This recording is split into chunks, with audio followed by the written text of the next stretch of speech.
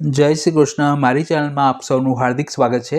વ્રત ઉપવાસના દિવસે આપણને બપોરે ભૂખ લાગે તો નાસ્તામાં સાબુદાણાની વેફર, કાતરી, બટાકાનો ફરાળી ચેવડો અથવા તો ફરાળી પાપડ ખાતા હોઈએ છીએ. પરંતુ જો તમારે તળેલા નાસ્તા ન ખાવા હોય તો આજે આપણે ફક્ત 5 મિનિટમાં સાબુદાણાના મમરા વઘારીશું, જે ઘરમાં બાળકોથી લઈ વડીલો સુધી બધાને ભાવે તેવા ક્રિસ્પી અને ટેસ્ટી તૈયાર થાય છે. તો તેના માટે મેં ઉષા બ્રાન્ડના ફરાળી સાબુદાણા મમરા લીધા છે. આ 100% ગ્લુટેન ફ્રી પ્રોડક્ટ છે, એટલે કે તેમાં કોઈપણ પ્રકારના લોટનો ઉપયોગ કરવામાં નથી આવતો. આ મમરાનું પ્રોડક્શન અમદાવાદમાં જ થાય છે, એટલે તમને અમદાવાદના કોઈપણ સારા કિરાણા સ્ટોર પર તે સરળતાથી મળી જાય છે. આ પેકેટ હું 50 રૂપિયાનું 150 ગ્રામનું લાવ્યો હતો. આ સિવાય પણ અમદાવાદની આસપાસના વિસ્તારમાં પણ તે કદાચ સરળતાથી મળતા હશે. આની અંદર એક ફરાળી મસાલાનું પણ પેકેટ આવે છે, એટલે અલગથી બીજા કોઈ મસાલા ઉમેરવાની જરૂર નથી રહેતી.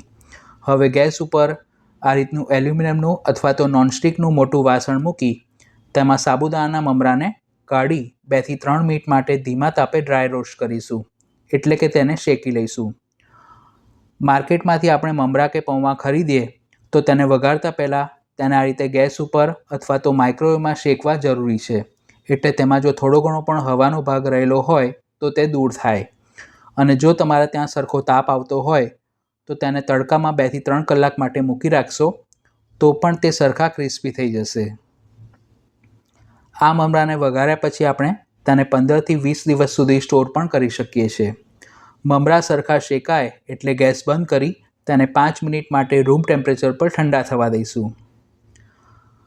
પછી તે જ વાસણમાં આપણે 1/4 કપ અથવા તો 60 ml જેટલું દેશી ઘી લઈ તેને ધીમી આંચ પર ગરમ કરીશું. ઘીના બદલે તમે શીંગ તેલનો પણ ઉપયોગ કરી શકો છો, પણ આ મમરા જો તમે ઘીમાં વઘારશો તો તેનો ટેસ્ટ વધુ સારો આવે છે. તેમાં ફ્લેવર માટે 15 થી 20 મીઠા લીમડાના પાન ઉમેરીશું અને તે થોડા ક્રિસ્પી થાય એટલે 1 વાટકી જેટલા કાચા શીંગદાણા ઉમેરી તેને 1 મિનિટ માટે સાંતળી લઈશું. શીંગદાણા ફૂટવાનો અવાજ આવે ત્યાં સુધી તેને સાંતળવા. ઘરમાં જો ઉંમરલાયક વડીલ હોય અને તેઓ સરખું ચાવીને ન ખાઈ શકતા હોય તો શીંગદાણાને સ્કીપ પણ કરી શકાય છે. વઘાર તૈયાર થાય એટલે તેમાં સાબુદાણાના મમરા ઉમેરી થોડીવાર માટે ગેસ બંધ કરી દઈશું અને મમરાના પેકેટની અંદર જે ફરાળી મસાલો આવે છે તે પણ આપણે તેમાં ઉમેરી દઈશું. આ મસાલામાં સિંધા લૂણ, મરી પાવડર અને આમચૂર પાવડરનું મિશ્રણ હોય છે. પણ જો તમારે આ મસાલાનો ઉપયોગ ન કરવો હોય તો તમે તમારી રીતે ફરાળમાં જે પણ મસાલા ખાતા હો તે તમારા ટેસ્ટ પ્રમાણે ઉમેરી શકો છો.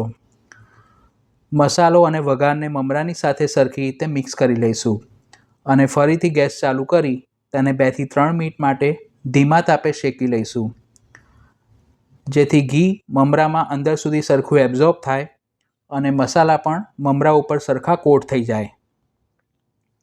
જો તમારે ઇન્સ્ટન્ટ ફરાળી નમકીન બનાવવું હોય તો આમાં તમે ઘીમાં ફ્રાય કરેલા મખાના, કેળાની વેફર, બટાકાની વેફર, ફરાળી ચેવડો અથવા તો જે ફરાળી પાસ્તા આવે છે તે પણ તળીને અથવા તો માઇક્રોવેવમાં રોસ્ટ કરીને ઉમેરી શકો છો. તો જોતાં જ ખાવાનું મન થઈ જાય તેવા ક્રિસ્પી અને ટેસ્ટી સાબુદાણાના ફરાળી મમરા વઘારાઈને તૈયાર છે. ગેસ બંધ કરી તેને રૂમ ટેમ્પરેચર પર ઠંડા થવા દઈશું, પછી એરટાઇટ કન્ટેનરમાં સ્ટોર કરીશું. તો તમે પણ આ રેસીપી ઘરે જરૂર ટ્રાય કરજો. વિડીયો પસંદ આવી હોય તો તેને લાઇક કરી પોતાના ફ્રેન્ડ્સ અને ફેમિલી મેમ્બર્સ સાથે શેર કરજો. ચેનલ પર પહેલીવાર આવ્યા હો તો આવી ઇઝી અને ક્વિક રેસિપીઝ જોવા માટે તેને સબસ્ક્રાઈબ કરી બાજુમાં આપેલા બેલ આઇકોન પર ક્લિક કરજો. તો ફરીથી મળીશું એક નવી રેસિપી સાથે. Thanks for watching this video.